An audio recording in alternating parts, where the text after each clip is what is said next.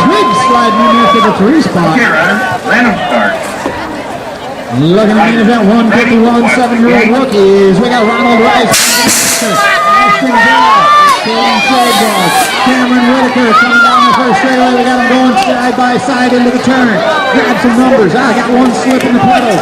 Oh, the bikes are getting smaller and so the number place up at the 103 bike. Yeah, that's going to be Benjamin Whitaker on the outside. He's got the 104 of Cameron Whitaker. Got both Whitakers, one and two. Whitaker, 736 bike on the 3 spot. That is Bear. So we got Whitaker, Bear, 1, 2, and 3. We're looking at Cameron. We're looking at Benjamin, 1 and 2. Benjamin and Cameron. Not sure which way they are. Look, Benjamin, Cameron, 1 and 2.